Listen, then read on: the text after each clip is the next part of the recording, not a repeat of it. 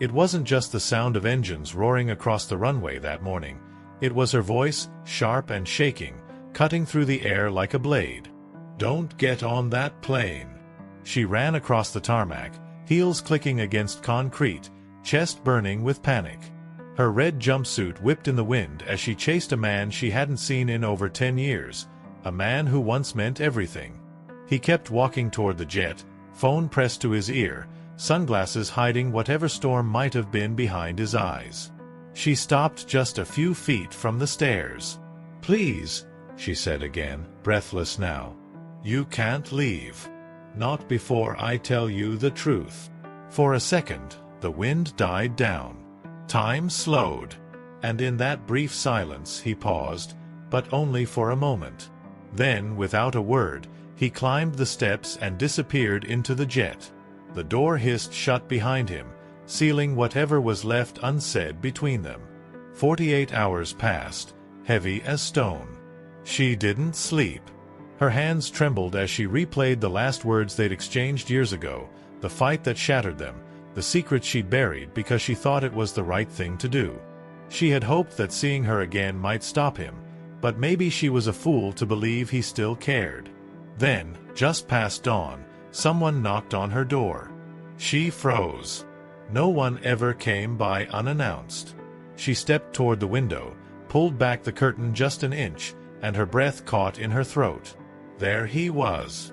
Same suit, same eyes, but this time, no sunglasses. And this time, he looked different. Not like the man who walked away from her. Like someone who had finally seen something that broke him. She opened the door slowly. Neither of them spoke right away. The silence was louder than words. She could feel the weight of everything. Regret, time, love that never died, and something else. Something new in his stare. "I should have never left," he said finally, voice low. "But before we talk, there's something you need to hear first. And it's going to change everything you thought you knew about me." About that night. Rachel stood at the doorway, one hand resting lightly against the frame, as if steadying herself for what was standing in front of her. Lucas Hartman, the man who once vanished without saying goodbye, was now right there, as if no time had passed, holding something that didn't belong in the present. His hair was damp, suit wrinkled, eyes sunken but focused. He looked like he hadn't slept since he left. Maybe he hadn't. "I didn't expect you to come back," Rachel said softly. The fire from her voice on the tarmac was gone. What remained now was quieter. Exhausted, maybe even scared. She wasn't ready to face what she'd written, but there it was, in his hand. The manila envelope, worn at the corners, trembled slightly in his grip. "I opened this the second the wheels hit the ground," Lucas said, stepping forward. "And I read every word. Every word." He paused, as if trying to breathe through the storm that still raged inside him. "You should have told me this 10 years ago." She lowered her gaze. "I wasn't strong enough back then. And I didn't think you'd believe me." Her voice cracked at the edges. "You were already halfway out the door." Lucas hesitated, then crossed the threshold when she stepped aside. The house smelled like pine wood and faint vanilla, the same scent she wore when they were young, when life hadn't yet carved them into strangers. He didn't sit. He stood in the center of the room like someone unsure if they were welcome, or just haunting their own past. He finally spoke, slower now. "Is it true? What you wrote in here, about my father, the sale, what really happened the night he died?" His voice was quieter, but it carried more weight than any shouting ever could. Rachel lifted her eyes to his. "Yes, all of it. I didn't know back then, but I found out a year after you left. I spent years trying to prove it. And when I finally did, you were already too far gone." She took a breath. "They lied to you, Lucas. About everything. About why your father pushed you out, about why the board turned on you. You didn't lose everything because of what you did. You lost everything because they made sure you would." Lucas didn't answer. He just stared at her. And in that silence, a part of him broke. The part that still believed his past was his own. Lucas sat in the living room now, still holding the envelope like it might burn through his fingers. The late afternoon sun streamed through the curtains, but the warmth didn't reach him. He looked smaller somehow, like the truth had chipped away at the armor he spent years building. "Do you know how long I thought I failed him?" he asked, barely above a whisper. "That I drove him to it?" Rachel didn't speak right away. She knew this wasn't the time for comfort. Lucas had spent years carrying guilt that wasn't his, and words wouldn't fix that. She sat across from him, close enough to feel the weight of his grief, but far enough to let him breathe. "They needed you out of the way," she finally said, "because your father trusted you more than any of them. And they knew once he was gone, you were the only person who could stop what they planned." He shook his head slowly, like he was still trying to push the truth away. "I kept thinking, if I had stayed one more night, if I had just gone back home instead of storming out, maybe he'd still be alive." His voice cracked again, this time not with anger, but with something far more dangerous, regret. Rachel leaned forward. "You didn't kill him, Lucas. They did. With lies, pressure, betrayal. I found letters your father wrote to the board. He was going to change his will. He wanted to give you everything. But he never got the chance." She reached into a small drawer beside her and pulled out a faded envelope, older, thinner, but familiar. "This is the one he never sent. The one he wrote to you." Lucas stared at it like it might explode. "He didn't take it. Not yet." His jaw clenched, and his eyes welled up in a way Rachel had never seen before. He had cried once, long ago, the night they broke apart. But this was different. This was a man mourning a version of himself that never got to live. He reached out and took the letter with both hands, slowly. As he opened it, the silence in the room thickened. Rachel watched his eyes scan the page, back and forth, sentence after sentence. And then he stopped. One hand covered his mouth, and he looked up at her. "You knew all this time," he whispered. She nodded, barely able to speak. "And you still tried to stop me, even after everything?" "I couldn't let you leave," Rachel said softly. "Not again. Not without knowing the truth." Lucas folded the letter carefully, as if any sudden movement might erase the words. He placed it on the coffee table between them and leaned back, staring at the ceiling like he was hoping for it to collapse and end the weight pressing down on him.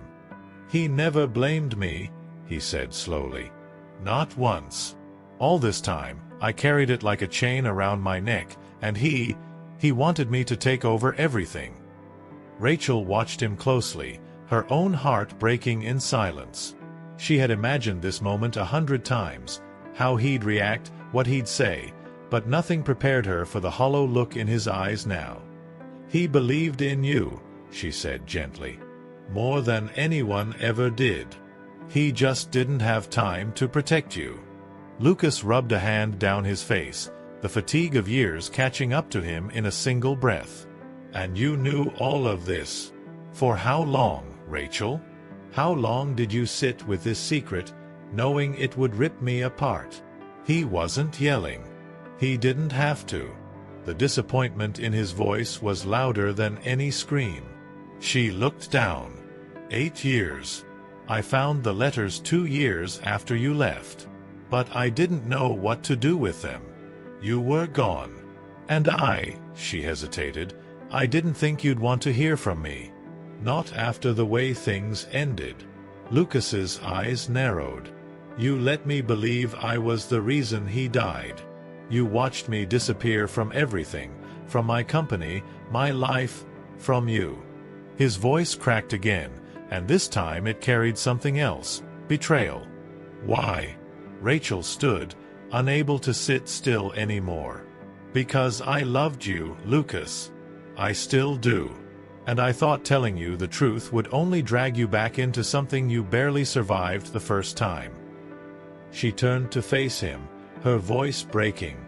"I thought I was protecting you." For a long moment, he didn't say a word. The house was silent except for the faint ticking of a clock in the kitchen. Lucas finally looked at her, not with anger, but with something even heavier. "You were the only person I trusted," he said quietly. "And now I don't know if that makes it better or worse." Lucas didn't sleep that night. He stayed on the couch, staring at the ceiling, replaying every conversation, every lie, every moment he had let himself believe he was the villain in someone else's story. Rachel had gone upstairs hours ago, but her steps had echoed just once. After that, silence. Just like the night everything had fallen apart 10 years ago. Back then, it was a fight that ended with slammed doors and a storm overhead. Lucas had accused her of choosing sides, of siding with the board, with his father, with everyone but him. He left without listening, and Rachel had stood alone in that driveway, soaked from rain, holding words she never got to say. Now, a decade later, she still carried them like a wound that never closed. As dawn crept through the windows, Lucas finally moved. He walked to the kitchen, poured himself coffee with hands that wouldn't stop shaking. When he turned around, Rachel was standing there, arms crossed, eyes red but steady. "I didn't sleep either," she said softly. Lucas nodded. "It's strange, isn't it? How something can feel like it happened yesterday and a lifetime ago at the same time."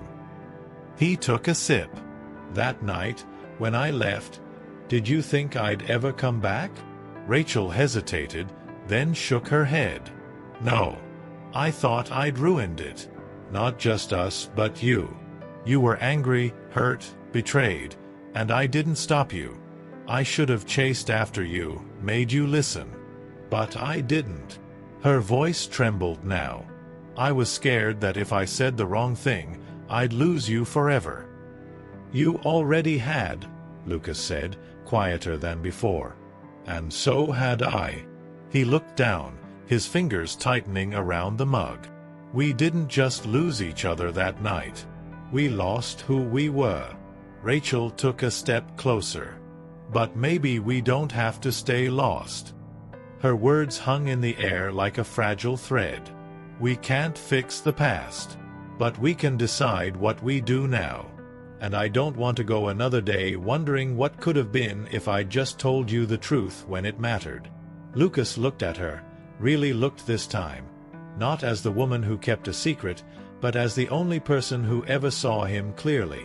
And in that second, something shifted. He didn't speak, but he didn't look away either. The morning light settled gently on the living room floor, but the tension between them hadn't softened.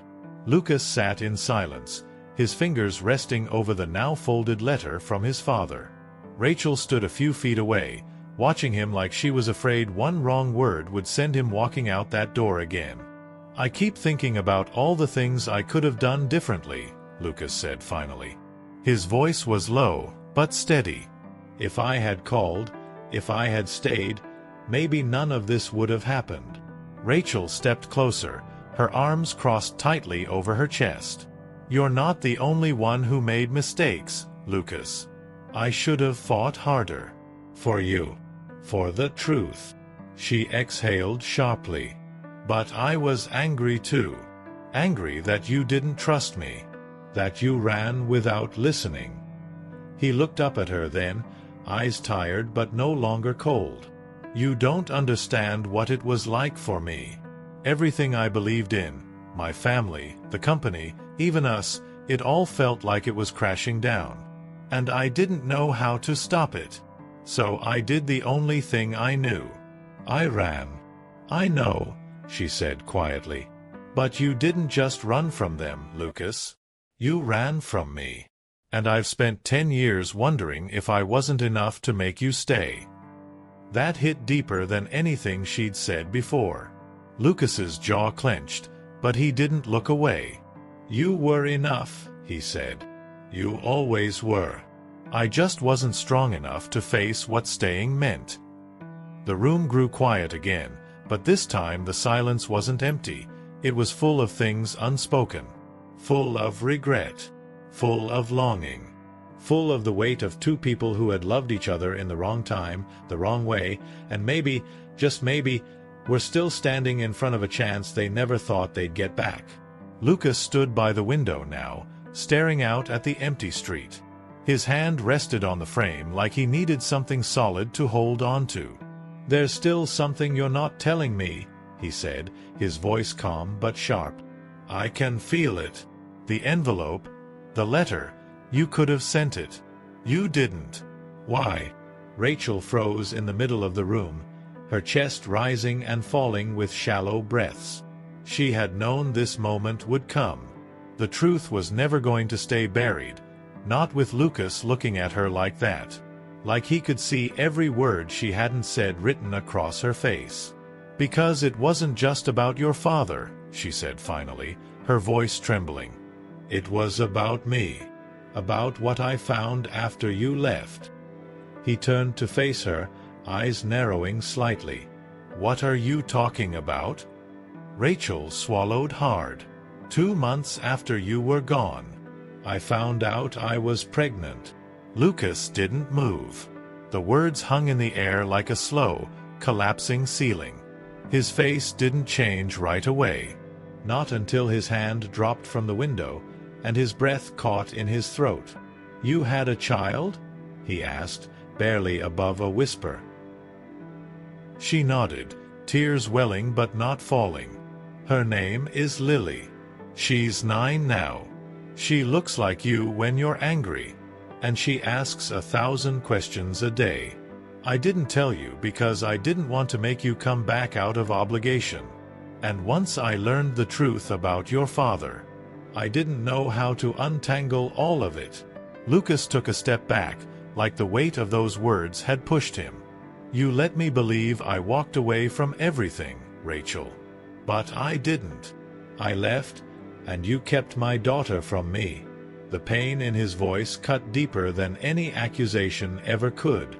And still, Rachel didn't defend herself. She simply whispered, "I thought I was doing the right thing. But I was wrong." Lucas stared at her, and for the first time since he arrived, he didn't look angry or betrayed. He looked completely lost. Lucas stepped outside. The cold air hit him like a wave, grounding him in a reality that now felt completely foreign. A daughter. For 9 years, he'd walked through the world thinking he was alone. Burned bridges, sold companies, isolated himself, all while the most important part of his life had existed without him. He ran a hand through his hair, his thoughts colliding faster than he could process them. Inside, Rachel sat on the couch, her fingers gripping the edge of a cushion as if it could hold back her shame. She had imagined telling him 100 different ways. None of them ended like this. Lucas standing on the porch, silent, stunned, his back to her like the distance between them had grown too far to close. She wanted to call his name, but something told her to wait. He needed a moment. Maybe more than one. Lucas didn't know how long he stood there, staring into the street. He thought about Lily, his daughter. A name he'd never spoken. A face he'd never seen. Birthdays missed. Questions unanswered. Was she curious about him? Did she ask Rachel why her father wasn't around? Or worse, had she been told not to ask at all? He turned slowly and walked back inside, his movements heavy, measured. Rachel stood as he re-entered, wiping her face quickly. Their eyes met, and there were no walls left between them, just pain and time and too many words that had never been said. "Does she know about me?" he asked, voice rough but steady. Rachel shook her head. "She knows there was someone. But I never gave her a name. I told her he left before she was born, and that I didn't know where he went." Her lips trembled. "I was afraid of what you'd say if I told her the truth. And even more afraid of what you'd do if you came back." Lucas stepped closer, slowly. "She deserves to know." I deserve to know her. He paused. Not because it's easy. Not because it fixes anything. But because she's mine. And I've already lost too much. Rachel's voice broke. So have I. They stood there in silence, no longer enemies, no longer strangers. Just two people standing in the ruins of what could have been, and maybe, just maybe, on the edge of something else. The next morning was quieter than the one before, but heavier somehow. Rachel stood at the kitchen counter, hands wrapped around a mug that had gone cold. She had barely slept, her thoughts torn between relief and fear. Upstairs, Lily was still asleep, unaware that her life was about to change. Downstairs, Lucas paced in slow circles, a man waiting to meet his own past in the form of a 9-year-old girl. She wakes up around 7, Rachel said, not looking at him. She usually asks 100 questions before she even brushes her teeth. She's curious about everything. You should know that. Her voice trembled despite the calmness of her words. Lucas nodded, his hands stuffed in his pockets. I don't know what I'm supposed to say to her, Rachel. I missed so much. I don't even know where to begin. You begin by showing up, she said softly, finally meeting his eyes. She doesn't need perfection. She needs truth, presence, and she needs to know that you're not going anywhere this time. There was a sound on the stairs, soft footsteps and the familiar creak of the third step. Rachel turned toward the hallway just as Lily appeared, rubbing her eyes, her brown hair a tangled mess of sleep. Lucas froze. She looked at him with curiosity but no fear. Mom? Lily asked, her voice small. Who's that? Rachel took a breath she felt in her ribs. That's someone I want you to meet. She reached for Lily's hand and gently brought her closer. His name is Lucas. She stopped, the words catching in her throat. Lucas knelt down slowly, his eyes locked with the little girl's. In her face, he saw pieces of himself he didn't even recognize anymore. The way her eyes narrowed when she was unsure. The way her chin tilted up, just like his when he was young and afraid to show it. Hi, Lily, he said, voice tight. I'm your dad. She blinked. Once, twice, then tilted her head. Do you like pancakes? Lucas let out a soft, stunned laugh, half joy, half heartbreak. Yeah, he said. I really do. Rachel watched them, her heart split between the pain of what was lost and the quiet, beautiful hope of what might still be found. 3 days later, the house felt different, lighter, as if the weight that had haunted its walls for years had finally found a place to rest. Lucas sat on the back porch, watching Lily chase butterflies across the yard with a plastic net and zero strategy. He smiled, not the polished, press-ready smile people in boardrooms knew, but a real one. The kind that took years to return. Rachel stepped outside carrying 2 mugs of coffee, her eyes landing on Lucas with quiet familiarity. She handed him one without speaking and sat beside him. For a moment, neither said anything. They just listened to the world breathe again. Birds, laughter, the sound of something healing between them. I keep thinking, Lucas began, about how much I've missed. Her first steps, her first words, school plays, all of it. He stared down at the mug.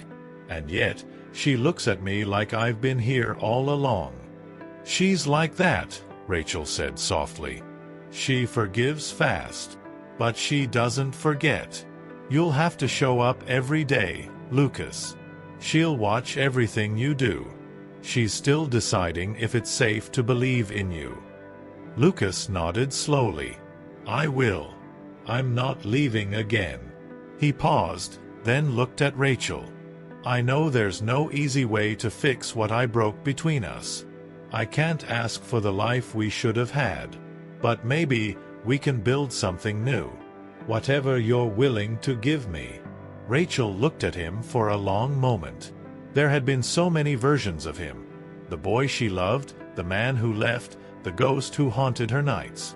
But the one in front of her now, this man, with gray in his hair and regret in his eyes, he wasn't just asking for a second chance.